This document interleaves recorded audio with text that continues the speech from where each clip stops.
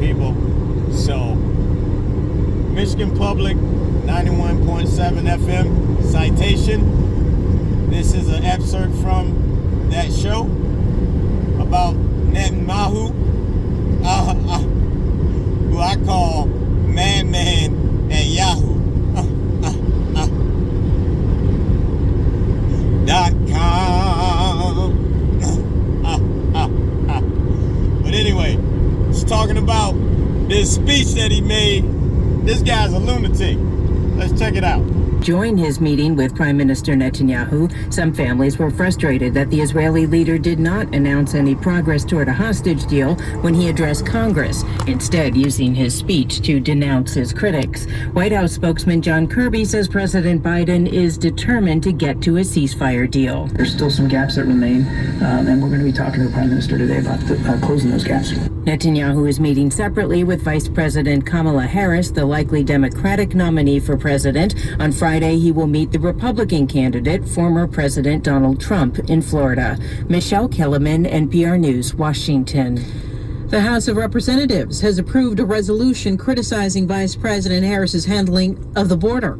NPR's Deirdre Walsh reports on the GOP focus on Harris's immigration record. After President Biden dropped out of the presidential race, House Republicans scheduled a vote on a non-binding resolution that condemns Harris's failure as the so-called border czar. Pennsylvania Republican Guy Reschenthaler argued Harris deserves blame for immigration problems. The president put the vice president in charge of managing the border crisis, and it has been an abysmal failure. The stats speak for themselves. The president tapped Harris to address the root causes that led to a surge of people entering the U.S. illegally, but never dubbed her role as that of a czar.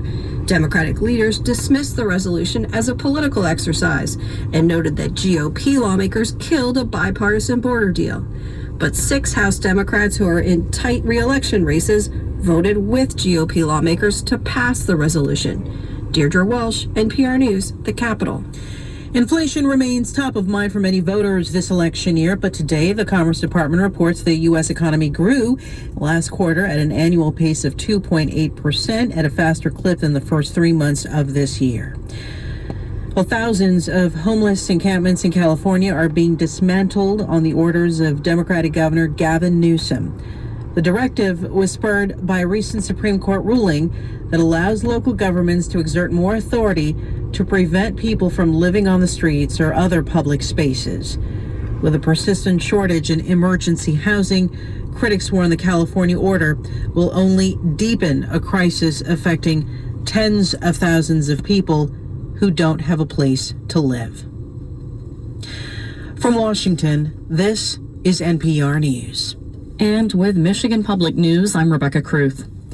Michigan Democrats are holding events around the state to try and reset the presidential race now that Vice President Kamala Harris looks to be at the top of the ticket. Polls taken before the assassination attempt on former President Donald Trump showed President Joe Biden struggling. Democratic State Representative Kara. So, he was just talking about Kamala Harris was responsible for the border issue, but nobody's talking about the issue how Trump told all the Republican representatives not to work with Biden on the border.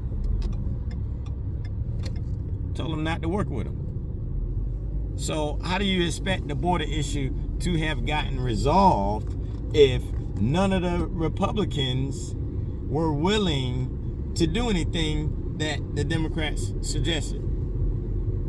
His thing was he wanted to wait until he got in office so he could fix it and be credited with fixing it. Sounds like to me you were part of the problem.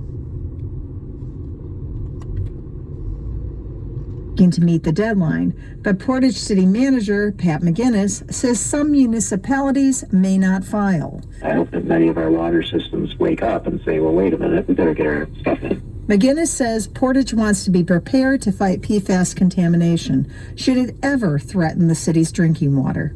I'm Leona Larson.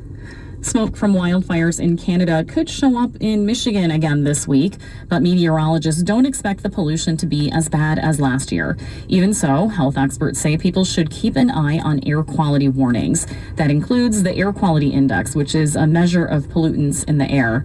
If it goes above 200, that means people should limit outside activities, especially if they have health conditions like heart disease or asthma. This is Michigan Public News, michiganpublic.org. Support for NPR comes from Amazon Business. From small business to big enterprise and everything in between, Amazon Business works to help simplify the supplies buying process. Learn more about smart business buying at amazonbusiness.com. This is NPR.